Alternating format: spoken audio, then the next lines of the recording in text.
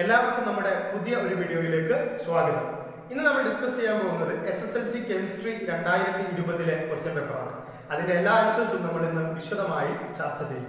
വീഡിയോയിലേക്ക് കടക്കുന്നതിന് മുന്നേ നമ്മുടെ ചാനൽ നിങ്ങൾ സബ്സ്ക്രൈബ് ചെയ്യുക, തൊട്ടടുത്ത് കാണുന്ന ബെൽ ബട്ടണും ഇനാബിൾ ചെയ്യുക. ക്വസ്റ്റ്യനിലേക്ക് വരാം. നമുക്ക് ക്വസ്റ്റ്യന്റെ ആദ്യ ഭാഗത്തേക്ക് വരാം. ആദ്യത്തെ ഭാഗം സെക്ഷൻ എ. അവിടെ നമുക്ക് 5 ക്വസ്റ്റ്യൻസ് ആണുള്ളത്. ഇതിൽ 4 ക്വസ്റ്റ്യന്റെ ആൻസർ എഴുതിയാൽ മതി. ഓരോന്നിനും ഓരോ മാർക്ക് വീതം. ഒന്നാമത്തെ question, maximum number of electrons F സെക്ഷനിൽ ഉൾക്കൊള്ളാവുന്ന പരമാവധി ഇലക്ട്രോണുകളുടെ എണ്ണം എത്രയാണ് എന്നതാണ് ഒന്നാമത്തെ ക്വസ്റ്റ്യൻ. ഓപ്ഷൻ തന്നിട്ടുണ്ടായിരുന്നു. അതിന്റെ ആൻസർ 14. നമുക്കറിയാം, എസിൽ 2 ഇലക്ട്രോണുകൾ, പിയിൽ 6 ഇലക്ട്രോണുകൾ, ഡിയിൽ 10 ഇലക്ട്രോണുകൾ, എഫ് സെക്ഷനിൽ 14 ഇലക്ട്രോണുകൾ. ഇതിന്റെ ആൻസർ 14. രണ്ടാമത്തെ ക്വസ്റ്റ്യൻ, മെറ്റലും ആസിഡും തമ്മിൽ റിയാക്ട് ചെയ്യുമ്പോൾ അവിടെ ഒരു ഗ്യാസ് ലിബറേറ്റഡ് ആവും. ലോഹവും ആസിഡും തമ്മിൽ പ്രവർത്തിച്ചാൽ അവിടെ പുറത്തു വിടുന്ന വാതകം ഏതാണ്? ആൻസർ ഹൈഡ്രജൻ ആണ്. Third question, find relation and fill in the blanks. ബന്ധം കണ്ടെത്തി പൂരിപ്പിക്കുക എന്നുള്ളതാണ്. ഇവിടെ നമുക്ക് തന്നത് ബോക്സൈറ്റ് ലീച്ചിങ്. നമുക്കറിയാം, ബോക്സൈറ്റിന്റെ കോൺസെൻട്രേഷൻ സാന്ദ്രണ രീതി ലീച്ചിങ് ആണ്. എങ്കിൽ ക്വസ്റ്റ്യൻ ടിൻസ്റ്റോണിൻ്റെത് ഏതാണ് എന്നാണ് ക്വസ്റ്റ്യൻ. ടിൻസ്റ്റോണിന്റെ കോൺസെൻട്രേഷൻ അല്ലെങ്കിൽ സാന്ദ്രണം ഏതാണ്? ടിൻസ്റ്റോണിൻ്റെത് മാഗ്നറ്റിക് സെപ്പറേഷൻ അല്ലെങ്കിൽ കാന്തിക വിഭജനം. അതാണ് 3ന്റെ ആൻസർ. നാലാമത്തെ question, monomer of natural rubber. പ്രകൃതിദത്ത റബ്ബറിന്റെ മോണോമർ ഏതാണ്? ആൻസർ ഐസോപ്രിൻ ആണ്. അഞ്ചാമത്തെ question, volume of 1 mole of gas at STP. STPയിൽ 1 മോൾ ഗ്യാസിന്റെ 1 മോൾ വാതകത്തിന്റെ വ്യാപ്തം എത്രയാണ്? Answer 22.4 litre, 22.4 litre. ഇതാണ് സെക്ഷൻ എ. ഇനി നമുക്ക് സെക്ഷൻ ബിയിലേക്ക് വരാം. സെക്ഷൻ ബിയിൽ നമുക്ക് 6 മുതൽ 10 വരെയുള്ള 5 ക്വസ്റ്റ്യൻസ് ആണുള്ളത്. ഇവിടെയും നമ്മൾ 4 ക്വസ്റ്റ്യന്റെ ആൻസർ ആണ് എഴുതേണ്ടത്. ഓരോ ക്വസ്റ്റ്യനും 2 മാർക്ക് വീതം. ആറാമത്തെ ക്വസ്റ്റ്യൻ നമുക്ക് നോക്കാം. ആറാമത്തെ ക്വസ്റ്റ്യനിൽ നമുക്ക് 3 നിയമങ്ങൾ തന്നിട്ടുണ്ട്. Boyle's law, Charles law, Avogadro's law. ഈ നിയമങ്ങളിൽ നിന്നും താഴെ പറയുന്ന സാഹചര്യങ്ങൾക്ക് 2 സന്ദർഭങ്ങൾ തന്നിട്ടുണ്ട്, എയും ബിയും. ഓരോന്നിനും യോജിച്ച ലോസ്, നിയമങ്ങൾ ഈ 3 എണ്ണത്തിൽ നിന്ന് നമ്മൾ സെലക്ട് ചെയ്യണം. Question A, inflated balloon kept at sunlight bursts after some time. വെയിലത്ത് ഊതി വീർപ്പിച്ചു വെച്ച ബലൂൺ കുറച്ച് സമയം കഴിയുമ്പോൾ പൊട്ടിപ്പോകുന്നു. ഏത് നിയമമാണ് എന്നാണ് ചോദ്യം. വെയിലത്ത് വെക്കുമ്പോൾ നമുക്കറിയാം, അവിടെ സ്വാഭാവികമായും ടെമ്പറേച്ചർ, താപനില ഇൻക്രീസ് ചെയ്യും. ടെമ്പറേച്ചർ ഇൻക്രീസ് ചെയ്താൽ ബലൂണിനുള്ളിലുള്ള വായുവിന്റെ, വാതകത്തിന്റെ, ഗ്യാസിന്റെ വലുപ്പം, വോളിയവും ഇൻക്രീസ് ചെയ്യും. അപ്പൊ ടെമ്പറേച്ചറും വോളിയവും തമ്മിലുള്ള ബന്ധം, റിലേഷൻ ആണ് ഇവിടെ പറയുന്നത്. അങ്ങനെയുള്ള ഒരു നിയമം നമ്മൾ പഠിച്ചിട്ടുണ്ട്. ചാൾസ് ലോ ആണ് അതിന്റെ ഉത്തരം. Question B, size of air bubble rising from the bottom of an aquarium increases. ഒരു ബബിൾ, കുമിള, അക്വേറിയത്തിന്റെ അടിഭാഗത്ത് നിന്ന് ഇങ്ങനെ പൊങ്ങി വരുന്നുണ്ട്. അക്വേറിയത്തിന്റെ അടിഭാഗത്ത് അതിന്റെ വലുപ്പം വളരെ ചെറുതാണ്, പക്ഷെ മേലേക്ക് വരുമ്പോൾ വലുപ്പം കൂടി വരും. ഏത് നിയമമാണ്? നമുക്കറിയാം, അക്വേറിയത്തിന്റെ അടിയിലേക്ക് പോകുമ്പോൾ അവിടെ പ്രഷർ കൂടും, മർദ്ദം കൂടും. മർദ്ദം കൂടുമ്പോൾ ഈ എയർ ബബിളിന്റെ വ്യാപ്തം, വോളിയം കുറവായിരിക്കും. മേലേക്ക് വരുമ്പോൾ പ്രഷർ കുറയുകയും വോളിയം കൂടി വരികയും ചെയ്യും. അപ്പോൾ പ്രഷറും വോളിയവും തമ്മിലുള്ള റിലേഷൻ ഇൻവേഴ്സ്ലി പ്രൊപ്പോർഷണൽ, വിപരീത അനുപാതത്തിലാണെന്ന് പറയുന്ന നിയമമാണ് ബോയിൽസ് ലോ. അപ്പോൾ ക്വസ്റ്റ്യൻ ബിന്റെ ആൻസർ ബോയിൽസ് ലോ ആണ്. ഇതാണ് 6ാമത്തെ ക്വസ്റ്റ്യന്റെ ആൻസർ. ഇനി നമുക്ക് 7ാമത്തെ ക്വസ്റ്റ്യൻ പറയാം. 7ാമത്തെ ക്വസ്റ്റ്യനിൽ നമുക്ക് തന്നിരിക്കുന്ന ഒരാളാണ് ക്രോമിയം. ക്രോമിയത്തിന്റെ അറ്റോമിക് നമ്പർ 24 ആണ്. ക്വസ്റ്റ്യൻ എയിൽ ചോദിച്ചിരിക്കുന്നത് 2 ഇലക്ട്രോണിക് കോൺഫിഗറേഷനുകൾ, ഇലക്ട്രോൺ വിന്യാസങ്ങൾ തന്നിട്ടുണ്ട്. ഇതിലേതാണ് ക്രോമിയം 24ന് യോജിച്ചത് എന്ന് നമ്മൾ സെലക്ട് ചെയ്യണം. ഇതിന്റെ answer രണ്ടാമത്തേതാണ്. 1s2, 2s2, 2p6, 3s2, 3p6, 3d5, 4s1. ഇതാണ് ഇതിന്റെ കറക്റ്റ് ആൻസർ. ഇതിന്റെ റീസൺ ആണ് ക്വസ്റ്റ്യൻ ബിയിൽ ചോദിച്ചിരിക്കുന്നത്. ഇതിന്റെ കാരണം എന്താണ്? നമുക്കറിയാം, ഡി സബ്ഷനിൽ പരമാവധി ഉൾക്കൊള്ളാവുന്ന ഇലക്ട്രോണുകളുടെ എണ്ണം 10 ആണ്. ഡിയിൽ 10 ഇലക്ട്രോണുകൾ ഇൻക്ലൂഡ് ചെയ്യാൻ സാധിക്കും. അതുകൊണ്ട് തന്നെ ഈ ഡി സബ്ഷൻ ഫുള്ളി ഫിൽഡ് ആയിരിക്കാൻ, പൂർണ്ണമായി നിറഞ്ഞിരിക്കാൻ 10 ഇലക്ട്രോണുകളാക്കാനോ അതല്ലെങ്കിൽ പകുതി നിറഞ്ഞിരിക്കുന്നത് ഹാഫ് ഫിൽഡ് ആക്കാൻ 5 എണ്ണാക്കാനോ ഇത് ശ്രമിക്കും. അതിനുള്ള കാരണം ഇങ്ങനെയുള്ള അറേഞ്ച്മെന്റ് ക്രമീകരണങ്ങൾ മറ്റുള്ള അറേഞ്ച്മെന്റിനേക്കാളും സ്റ്റെബിലിറ്റി കൂടിയതാണ്, സ്ഥിരത കൂടിയതാണ്. അപ്പൊ അതിനു വേണ്ടിയാണ് ഇങ്ങനെയുള്ള ഒരു അറേഞ്ച്മെന്റ് ഇവിടെ ചെയ്യുന്നത്, സ്റ്റെബിലിറ്റി കൂട്ടാൻ വേണ്ടിയിട്ടാണ്. ഇതാണ് 7ാമത്തെ ക്വസ്റ്റ്യന്റെ ആൻസർ. 8ാമത്തെ ക്വസ്റ്റ്യനിലേക്ക് വരാം. 8ാമത്തെ ക്വസ്റ്റ്യനിൽ ചോദിച്ചിരിക്കുന്നത് ലിക്വേഷൻ അല്ലെങ്കിൽ ഉരുക്കി വേർതിരിക്കൽ. അതിന് ഉദാഹരണം താഴെ തന്ന ബോക്സിൽ നിന്നും നമ്മൾ എടുത്തെഴുതണം. ലിക്വേഷൻ ഉദാഹരണം ഏതാണ്? Zinc, iron, copper, tin. ഇതിന്റെ ഉദാഹരണം ടിൻ ആണ്. ഇതിന്റെ ഉത്തരം ടിൻ ആണ്. ക്വസ്റ്റ്യൻ ബി ചോദിച്ചിരിക്കുന്നത് ടിന്നിന്റെ ഏത് പ്രോപ്പർട്ടി, ഏത് പ്രത്യേകതയാണ് ഉരുക്കി വേർതിരിക്കൽ എന്ന പ്രോസസ് സെലക്ട് ചെയ്യാൻ കാരണം ടിന്നിന്റെ ദ്രവണാങ്കം, മെൽറ്റിംഗ് പോയിന്റ് കുറവാണ്. ആ പ്രോപ്പർട്ടിയാണ് ഇങ്ങനെ സെലക്ട് ചെയ്യാനുള്ള കാരണം. ഇതാണ് 8ാമത്തെ ക്വസ്റ്റ്യന്റെ ആൻസർ. 9ാമത്തെ ക്വസ്റ്റ്യൻ സെലക്ട് സ്ട്രക്ചറൽ ഫോർമുല, ഘടനാവാക്യം സെലക്ട് ചെയ്യുക എന്നതാണ് ക്വസ്റ്റ്യൻ. അതിൽ നമുക്ക് എയും ബിയും 2 ഓർഗാനിക് സംയുക്തങ്ങൾ തന്നിട്ടുണ്ട്. എ പ്രൊപ്പീൻ, ഇതിന്റെ സ്ട്രക്ചർ ഈ തന്ന 4 എണ്ണത്തിൽ ഏതാണ് എന്ന് സെലക്ട് ചെയ്യണം. ക്വസ്റ്റ്യൻ ബി ബ്യൂട്ട് 1I, അതിന്റെ സ്ട്രക്ചർ ഏതാണ് എന്ന് സെലക്ട് ചെയ്യണം. നമുക്ക് ആദ്യം പ്രൊപ്പീൻ്റെത് നോക്കാം. പ്രൊപ്പീൻ എന്ന് പറയുമ്പോൾ പ്രൊപ് എന്ന് പറഞ്ഞാൽ 3 കാർബൺ ഉള്ള ആളാണ്. അപ്പൊ ഇതിന് 3 കാർബൺ ഉള്ള ആൾ ആരൊക്കെയാണ് ഉള്ളത്? ഇയാൾക്ക് 2 കാർബൺ ആണ്. ഇവിടെ 1 2 3 3 കാർബൺ ഉണ്ട്. ഇവിടെ 1 2 3 4 4 കാർബൺ ആണ്. ഇവിടെ 1 2 3 4 4 കാർബൺ. അപ്പൊ 3 കാർബണും ഇ എന്ന് വരുമ്പോൾ ഡബിൾ ബോണ്ട് ആണ്, ദ്വിബന്ധനം. 3 കാർബണും ഡബിൾ ബോണ്ടും വരുന്ന ആൾ ഇയാളാണ്. ഇതിന്റെ പേരാണ് പ്രൊപ്പീൻ. അപ്പോ എന്റെ ആൻസർ ഇതാണ് എ. ഇനി ബി ബ്യൂട്ട് 1I ആണ് ചോദിച്ചത്. ബ്യൂട്ട് എന്ന് പറയുമ്പോൾ 4 കാർബണുകൾ ഉണ്ടാവും. 4 കാർബണുള്ള 2 പേരാണ് ഇവിടെ ഉള്ളത്. 1 2 3 4. ഒന്ന് ഇയാള്, അടുത്തത് ഇയാൾ. 1 2 3 4 4 കാർബൺ. അപ്പൊ ഇതിൽ 2 ഏതോ ഒരാളാണല്ലോ. ഇനി പറഞ്ഞിട്ടുണ്ട് ഐ ട്രിപ്പിൾ ബോണ്ട് ആണ്. ഐ എന്ന് പറഞ്ഞാൽ ട്രിപ്പിൾ ബോണ്ട് വരുമ്പോഴാണ് നമ്മൾ പേര് കൊടുക്കുന്നത്. അപ്പൊ ട്രിപ്പിൾ ബോണ്ട് വരുന്നത് ഇവിടെയും ട്രിപ്പിൾ ബോണ്ട് ഉണ്ട്, ഇവിടെയും ട്രിപ്പിൾ ബോണ്ട് ഉണ്ട്. എങ്കിൽ നമുക്ക് നമ്പർ നോക്കാം. ബ്യൂട്ട് 1I, 1ാമത്തേലാണ് ട്രിപ്പിൾ ബോണ്ട് വരുന്നത്. 1ാമത്തെ കാർബണിൽ ട്രിപ്പിൾ ബോണ്ട് വരുന്നത് ഇതാണ്. ഇവിടെ 2ാമത്തെ കാർബണിലാണ് ട്രിപ്പിൾ ബോണ്ട് വരുന്നത്. അതുകൊണ്ട് ബിയുടെ ആൻസർ ഇതാണ്. ഇതാണ് 9ാമത്തെ ക്വസ്റ്റ്യന്റെ ആൻസർ. സെക്ഷൻ ബിയിലെ അവസാനത്തെ 10ാമത്തെ question. Question A, how is ethanol manufactured? എങ്ങനെയാണ് എഥനോൾ നിർമ്മിക്കുന്നത്? Question B, denatured spirit. എന്താണ് ഡീനാച്ചുറഡ് സ്പിരിറ്റ്? അപ്പൊ ആദ്യത്തെ എഥനോൾ എങ്ങനെ ഉണ്ടാക്കും എന്ന് നോക്കാം. എഥനോൾ ഉണ്ടാക്കണമെങ്കിൽ നമുക്ക് വേണ്ടത് പഞ്ചസാര നിർമ്മിക്കുമ്പോൾ ക്രിസ്റ്റലുകൾ നീക്കം ചെയ്ത് ബാക്കിയുള്ള മൊളാസസ്, ഈ മൊളാസസിലേക്ക് നമ്മൾ ഈസ്റ്റ് ചേർക്കും, ഈസ്റ്റ് ആഡ് ചെയ്യും. അങ്ങനെ അവിടെ ഫെർമെന്റേഷൻ നടക്കും. അപ്പോൾ അവിടെ ഉണ്ടാവുന്ന ആളാണ് എഥനോൾ. അപ്പൊ എഥനോൾ ഉണ്ടാക്കാൻ മൊളാസസ് നേർപ്പിച്ച ശേഷം, ഡയലൂട്ട് ചെയ്ത ശേഷം ഈസ്റ്റ് ചേർക്കുക. ഈസ്റ്റ് ചേർത്ത് ഫെർമെന്റേഷൻ നടത്തി കഴിഞ്ഞാൽ അവിടെ ഉണ്ടാവുന്ന ആളാണ് എഥനോൾ. ഈസ്റ്റിൽ കാണുന്ന 2 എൻസൈമുകൾ, ഇൻവേർട്ടേഴ്സും സൈമേഴ്സും, അതും ഈ പ്രവർത്തനങ്ങൾക്ക് സഹായിക്കുന്നുണ്ട്. അതിന്റെ രാസ സമവാക്യങ്ങൾ, കെമിക്കൽ ഇക്വേഷൻസ് ആണ് ഈ എഴുതിയിരിക്കുന്നത്. ഇതിൽ ബി ക്വസ്റ്റ്യൻ വരുന്നത് ഡീനാച്ചുറഡ് സ്പിരിറ്റ് എന്താണ്? അപ്പോ ആൽക്കഹോൾ, എഥനോൾ മിസ്യൂസ് ചെയ്യാതിരിക്കാൻ വേണ്ടി, ദുരുപയോഗപ്പെടുത്താതിരിക്കാൻ വേണ്ടി അതിൽ പോയിസൺസ് ആഡ് ചെയ്യും, വിഷവസ്തുക്കൾ ആഡ് ചെയ്യും. ഇങ്ങനെയുള്ള എഥനോളിനെ നമ്മൾ വിളിക്കുന്ന പേരാണ് ഡീനാച്ചുറഡ് സ്പിരിറ്റ്. ഇത്രയാണ് ബി സെക്ഷനിൽ നമുക്ക് ആൻസർ ചെയ്യാനുള്ളത്. നമ്മൾ സെക്ഷൻ സിയിലേക്ക് വരികയാണ്. സെക്ഷൻ സിയിൽ നമുക്ക് 11 മുതൽ 15 വരെയുള്ള 5 ക്വസ്റ്റ്യനുകളാണുള്ളത്. ഇതിലും 4 ക്വസ്റ്റ്യൻ അറ്റൻഡ് ചെയ്താൽ മതി. ഓരോ ക്വസ്റ്റ്യനും 3 മാർക്ക് വീതം. 11ാമത്തെ question, electrolysis of molten NaCl, ഉരുകിയ NaClന്റെ വൈദ്യുത വിശ്ലേഷണം, അതുമായി ബന്ധപ്പെട്ടിട്ടുള്ള ക്വസ്റ്റ്യൻ ആണ്. 1ാമത്തത്, ഇവിടെ ഉണ്ടാകുന്ന അയോൺസ് ഏതെല്ലാമാണ്, അയോണുകൾ ഏതെല്ലാമാണ്? Answer Na+Cl-. ഉരുകിയ വൈദ്യുത വിശ്ലേഷണത്തിൽ ഉണ്ടാകുന്ന അയോണുകൾ Na+ഉം Cl-. അടുത്ത ക്വസ്റ്റ്യൻ, പോസിറ്റീവ് ഇലക്ട്രോഡിൽ ലിബറേറ്റ് ചെയ്യപ്പെടുന്ന ഗ്യാസ് ഏതാണ്? പോസിറ്റീവ് ഇലക്ട്രോഡിൽ ഉണ്ടാകുന്ന വാതകം ഏതാണ്? ആൻസർ ക്ലോറിൻ ആണ്. ക്ലോറിൻ. റിയാക്ഷൻ അറ്റ് കാഥോഡ്, കാഥോഡിൽ നടക്കുന്ന reaction Na+ plus 1 electron gives Na. ഇതാണ് 11ാമത്തെ ക്വസ്റ്റ്യന്റെ ആൻസർ.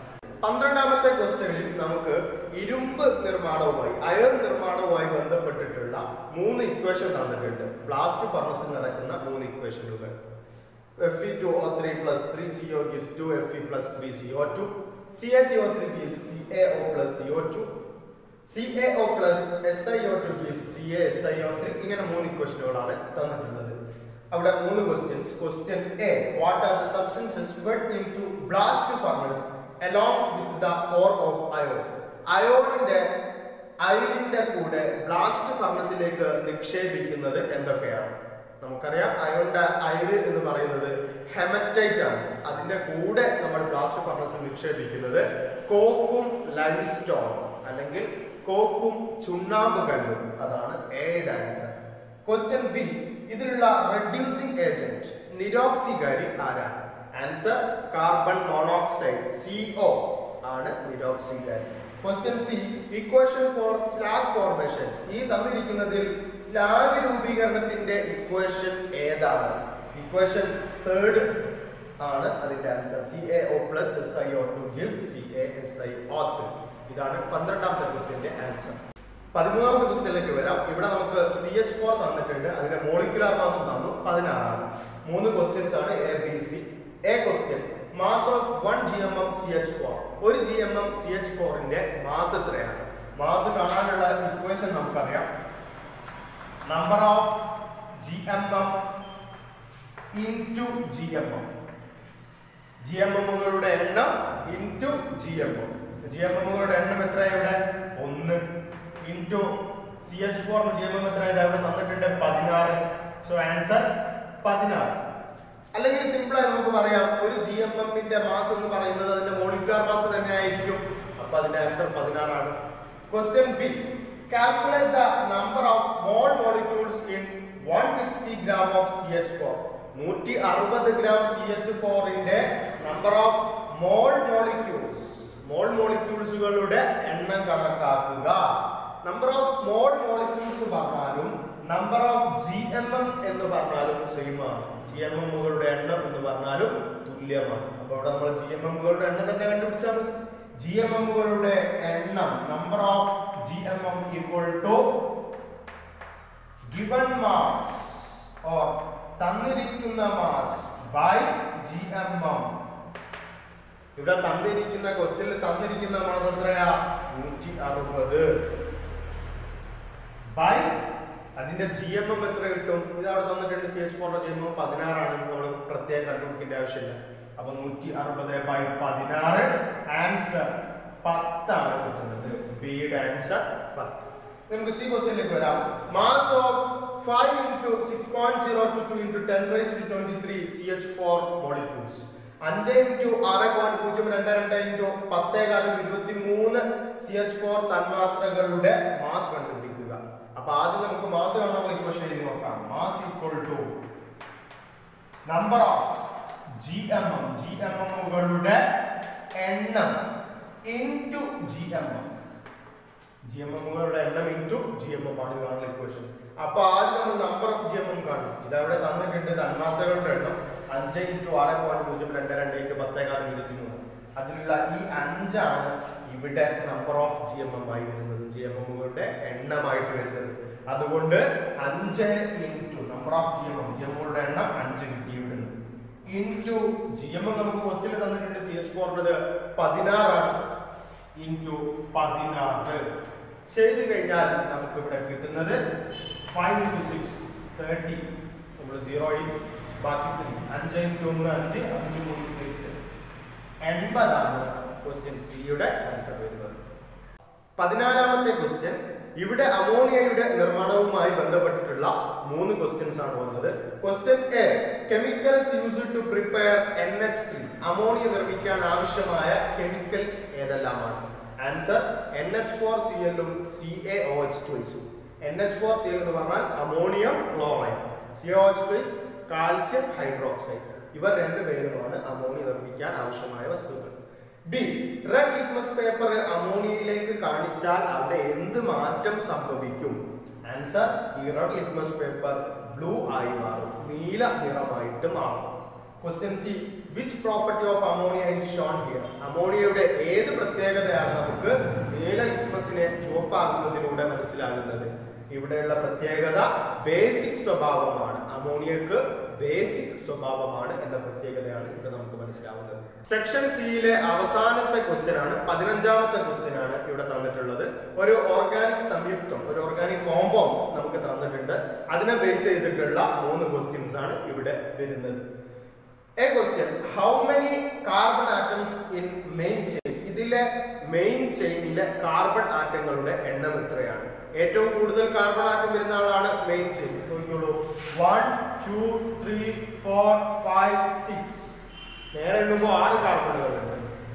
1 2 3, ഇങ്ങോട്ട് 3 എണ്ണേ ഉള്ളൂ, അതുകൊണ്ട് അത് മെയിൻ ചെയിൻ അല്ല.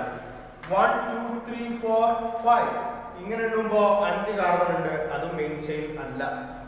1 2 3 4 5 6, അങ്ങനെ എണ്ണുമ്പോൾ 6 ഉള്ളത്, അതുകൊണ്ട് 6 കാർബൺ വരുന്നതാണ് മെയിൻ ചെയിൻ. നമുക്ക് നേരെ ഉള്ളതിനെ മെയിൻ ചെയിനായി കൺസിഡർ ചെയ്യാം. അപ്പൊ അതിലുള്ള കാർബൺ എണ്ണം 1 2 3 4 5 6. ഇതാണ് എയുടെ ആൻസർ. 6 ആണ് എയുടെ answer. B question, position number of branches. ഇവിടെ 2 ബ്രാഞ്ചുകൾ വരുന്നുണ്ട്. ഇതിന്റെ പൊസിഷൻ നമ്പർ, സ്ഥാനസംഖ്യ കണ്ടുപിടിക്കുക. നോക്കാം. 1 2 3 4 5 6. നമ്മൾ ഇടത് നിന്ന് വലതു ഭാഗത്തേക്ക് നമ്പർ ചെയ്യുമ്പോൾ ഇതിന്റെ സ്ഥാനസംഖ്യ വരുന്നത് 2, രണ്ടാമത്തെ കാർബണിലും 4ാമത്തെ കാർബണിലുമാണ്. 2 ഉം 4 ഉം. തിരിച്ചിങ്ങോട്ട് നമ്പർ ചെയ്താലോ, 1 2 3 4 5 6.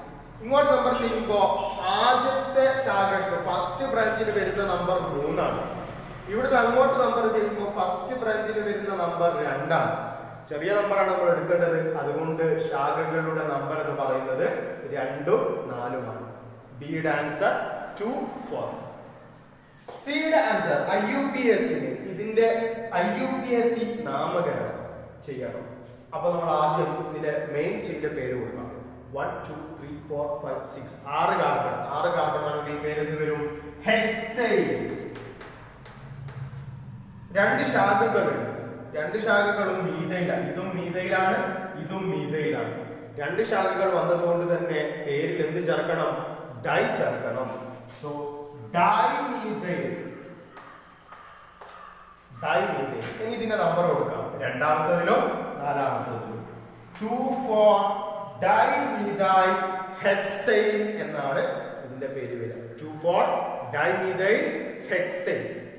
ഇത്രയാണ് 15ാമത്തെ ക്വസ്റ്റ്യൻ നമുക്ക് പറയാനുള്ളത്. 16ാമത്തെ ക്വസ്റ്റ്യനിൽ കുറച്ച് ആൾക്കാരെ നമുക്ക് തന്നിട്ടുണ്ട്. FeSO4 ലാനി solution, MgSO4 solution, CSO4 solution, Mg rod അല്ലെങ്കിൽ മഗ്നീഷ്യം ദണ്ട്, കോപ്പർ റോഡ് അല്ലെങ്കിൽ കോപ്പർ ദണ്ട്, സിൽവർ ദണ്ട്, കൂടെ സാൾട്ട് ബ്രിഡ്ജും വോൾട്ട് മീറ്ററും തന്നിട്ടുണ്ട്. ക്വസ്റ്റ്യൻ എ, ഇതൊക്കെ ഉപയോഗിച്ച് യോജിച്ച ആൾക്കാരെ ഉപയോഗിച്ചുകൊണ്ട് ഒരു ഗാൽവനിക് സെൽ വരയ്ക്കുക എന്നതാണ് ക്വസ്റ്റ്യൻ എ തന്നിരിക്കുന്നത്. നോക്കാം. ഇവിടെ FeSO4 സൊല്യൂഷൻ ഉണ്ട്. അതുകൊണ്ട് FeSO4 സൊല്യൂഷനിലേക്ക് നമ്മൾ ഇറക്കി വെക്കേണ്ട ഇലക്ട്രോഡ് അല്ലെങ്കിൽ റോഡ് എന്ന് പറയുന്നത് Fe ആണ്. ഇവിടെ Fe റോഡ് തന്നിട്ടുണ്ടോ? ഇല്ല. അപ്പൊ നമുക്ക് FeSO4 സൊല്യൂഷൻ ഉപയോഗിക്കാൻ പറ്റില്ല. പിന്നെ ഉള്ളത് MgSO4 സൊല്യൂഷൻ. MgSO4 സൊല്യൂഷനിലേക്ക് ലായനിയിലേക്ക് ഇറക്കി വെക്കേണ്ട റോഡ് Mg ആണ്. Mg റോഡ് തന്നിട്ടുണ്ട്.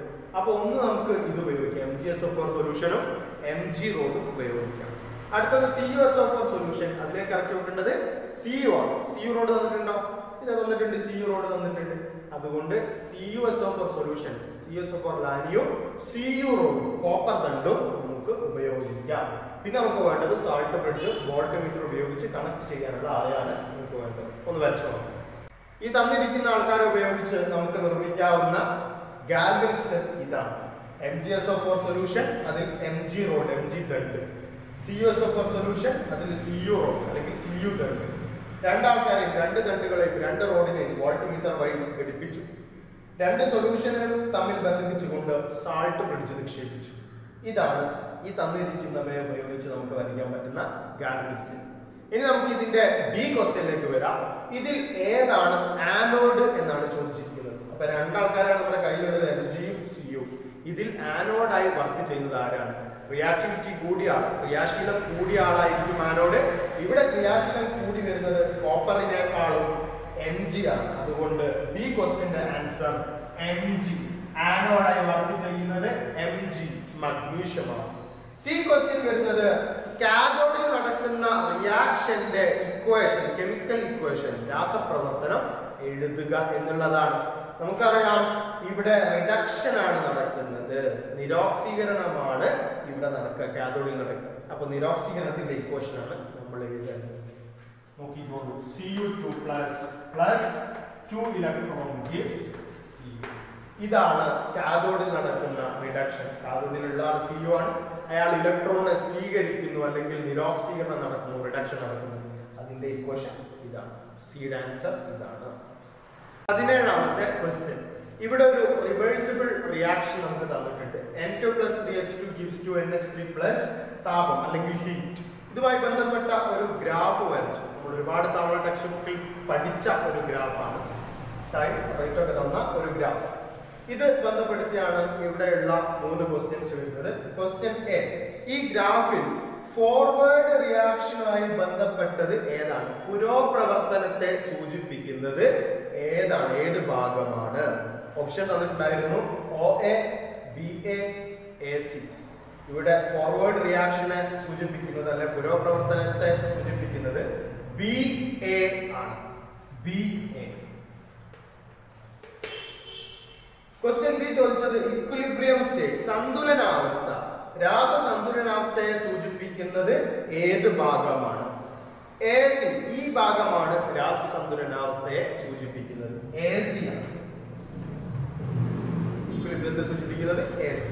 അപ്പൊ എയും ബിയും ആൻസർ നമുക്ക് കിട്ടി. ഓരോന്നിനും ഓരോ മാർക്ക് വിധമാണ്.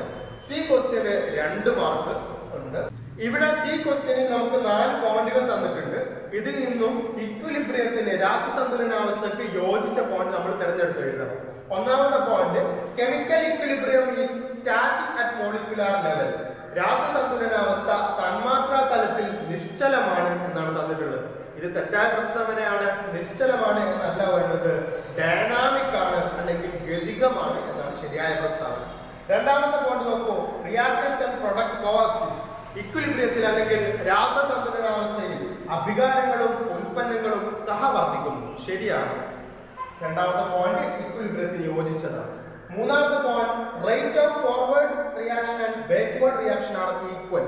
പുരോപ്രവർത്തനത്തിന്റെയും പശ്ചാത് പ്രവർത്തനത്തിന്റെയും നിരക്ക് തുല്യമാണ്. ഇതും ശരിയായ പ്രസ്താവനയാണ്. നാലാമത്തെ point, equilibrium attain in an open system. തുറന്ന വ്യൂഹത്തിലാണ് രാസസന്തുലനാവസ്ഥ എത്തുന്നത് എന്നാണ് നാലാമത്തെ പോയിന്റ് തന്നിട്ടുള്ളത്. അത് തെറ്റായ പ്രസ്താവനയാണ്. ക്ലോസ്ഡ് സിസ്റ്റം, സംവൃത വ്യൂഹത്തിലാണ് രാസസന്തുലനാവസ്ഥ എത്തുന്നത്. അപ്പൊ ഇതാണ് 17ാമത്തെ ക്വസ്റ്റ്യൻ. 18ാമത്തെ ക്വസ്റ്റ്യനിലേക്ക് വരാം. ഇവിടെ നമുക്ക് ഒരു മൂലകത്തിന്റെ, ഒരു എലമെന്റിന്റെ outermost subshell electronic configuration തന്നിട്ടുണ്ട്. ബാഹ്യതമ സബ്ഷെൽ ഇലക്ട്രോൺ വിന്യാസം തന്നിട്ടുണ്ട്. 3d5 4s2. Question A, complete subshell electronic configuration എഴുതുക. സബ്ഷെൽ ഇലക്ട്രോൺ വിന്യാസം പൂർണ്ണമാക്കുക എന്നതാണ് ഒന്നാമത്തെ ക്വസ്റ്റ്യൻ. എഴുതി നോക്കാം. ഇവിടെ അവസാനം വരുന്നത് 3d5 4s2. അതിന് മുന്നുള്ള ആളുകളെ നമ്മൾ എഴുതണം. 1s2, 2s2, 2p6, 3s2, 3p6. അത് കഴിഞ്ഞാൽ നമുക്കറിയാം 4s ആണ്, പിന്നെ 3d ആണ്. ഇതാണ് ഇതിന്റെ സബ്ഷെൽ ഇലക്ട്രോൺ വിന്യാസത്തിന്റെ പൂർണ്ണമായ രൂപം, complete subshell electronic configuration. Question ബിയിലേക്ക് വരാം. ഈ മൂലകത്തിന്റെ, ഈ എലമെന്റിന്റെ അറ്റോമിക നമ്പർ എത്രയാണ്? അറ്റോമിക് നമ്പർ എത്രയാണ്? ഇവിടെ ഇലക്ട്രോണുകളുടെ എണ്ണം കിട്ടിയാൽ നമുക്ക് അറ്റോമിക് നമ്പർ കിട്ടും. 2, 4, 10, 12, 18, 20, 25.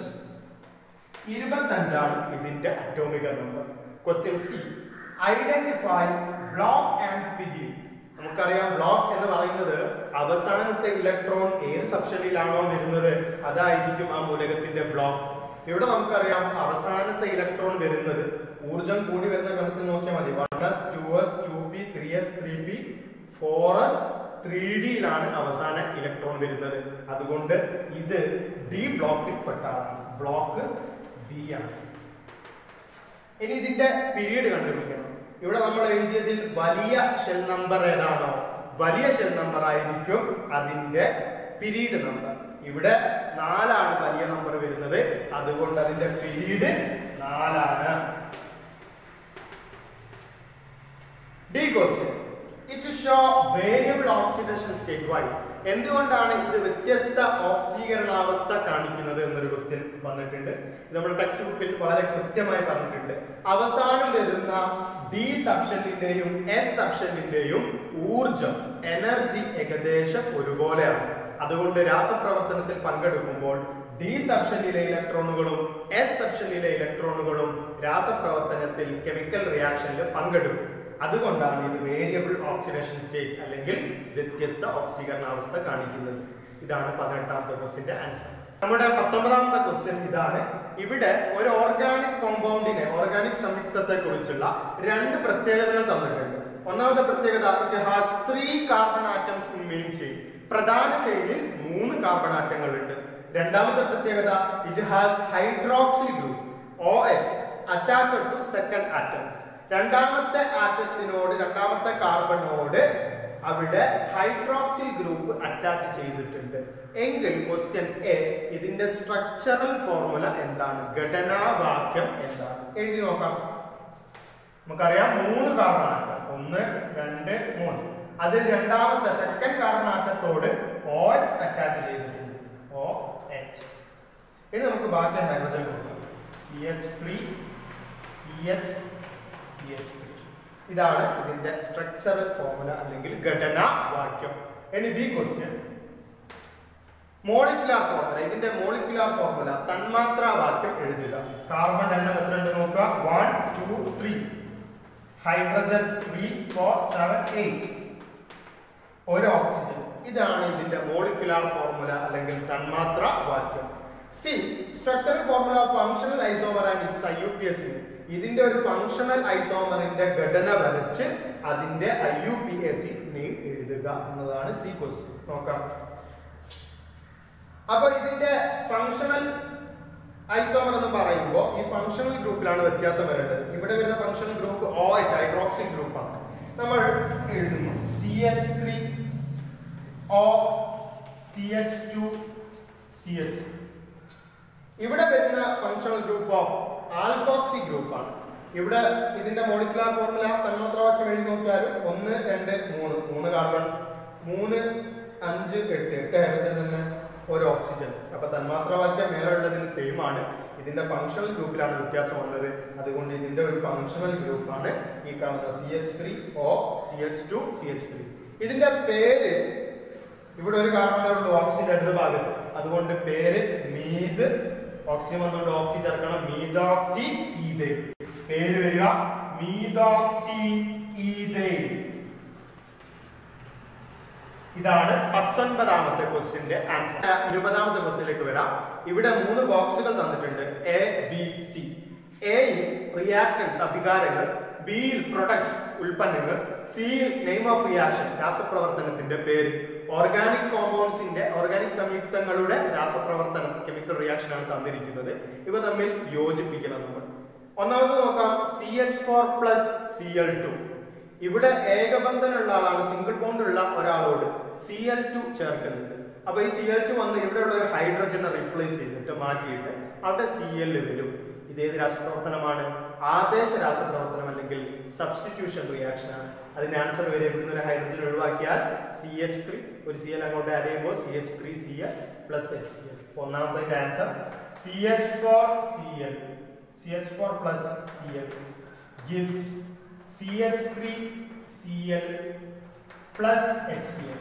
രാസപ്രവർത്തനത്തിന്റെ പേര് സബ്സ്റ്റിറ്റ്യൂഷൻ റിയാക്ഷൻ അല്ലെങ്കിൽ ആദേശ രാസപ്രവർത്തനം എന്നാണ് ഇതിന്റെ പേര്. രണ്ടാമത്തെ ക്വസ്റ്റ്യൻ, CH4 + 2O2. ഇവിടെ ഓക്സിജൻ വന്നിട്ടുണ്ട്. ഓക്സിജൻ വന്ന ഒരു രാസപ്രവർത്തനം നമ്മൾ പഠിച്ചിട്ടുണ്ട്. ഏതാണ്? കമ്പഷൻ, ജ്വലനമാണ്. അപ്പൊ അതിന്റെ പ്രൊഡക്റ്റ് ആയിട്ട് നമുക്ക് കിട്ടുക, ഉൽപ്പന്നമായി കിട്ടുക carbon dye ഓക്സൈഡും water, CO2 + 2H2. അതാണ് രണ്ടാമത്തെ answer. CH4 + 2O2 gives CO2 + 2H2O.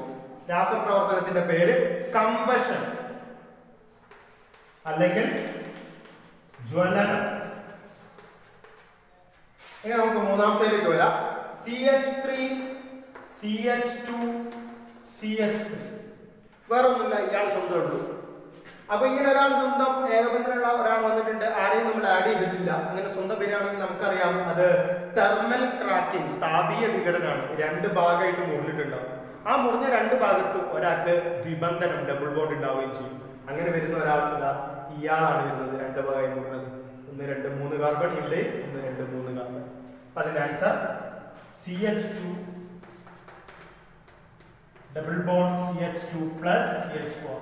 രാസപ്രവർത്തനത്തിന്റെ പേര് തെർമൽ ക്രാക്കിംഗ്, തെർമൽ ക്രാക്കിംഗ് അല്ലെങ്കിൽ താപീയ വിഘടനം, താപീയ വിഘടനം. അവസാനത്തത് CH triple bond CH plus H2. അപ്പൊ ട്രിപ്പിൾ ബോണ്ട് വന്ന ഒരാളെ അടുത്തേക്ക് നമ്മൾ ഹൈഡ്രജൻ ആഡ് ചെയ്തിട്ടുണ്ട്. ഡബിൾ ബോണ്ടോ ട്രിപ്പിൾ ബോണ്ടോ വന്നു കഴിഞ്ഞാൽ അത് നമുക്കറിയാം അഡീഷൻ റിയാക്ഷൻ ആയിരിക്കും. അപ്പോ CH triple bond CH plus H2. ഇയാളുടെ ആൻസർ നമുക്ക് കിട്ടുന്നത് CH2 double bond CH2, triple bond double bond ആയി മാറും. CH2 double bond CH2.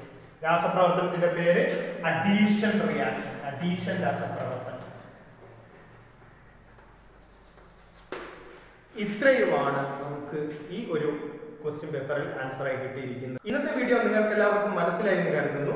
എന്തെങ്കിലും സംശയങ്ങൾ ഉണ്ടെങ്കിൽ നിങ്ങൾ താഴെ കമന്റ് ബോക്സിൽ കമന്റ് ചെയ്യുക. എല്ലാ വിദ്യാർത്ഥികൾക്കും വിജയാശംസകൾ നേർന്നുകൊണ്ട് ഇന്ന് നമ്മുടെ വീഡിയോ അവസാനിപ്പിക്കുകയാണ്. നിങ്ങളുടെ സുഹൃത്തുക്കൾക്കും ഈ വീഡിയോ ഷെയർ ചെയ്യുക. നമ്മുടെ ചാനൽ സബ്സ്ക്രൈബ് ചെയ്യുക. തൊട്ടടുത്ത് കാണുന്ന ബെൽ ബട്ടണും ഇനാബിൾ ചെയ്യുക. Thank you.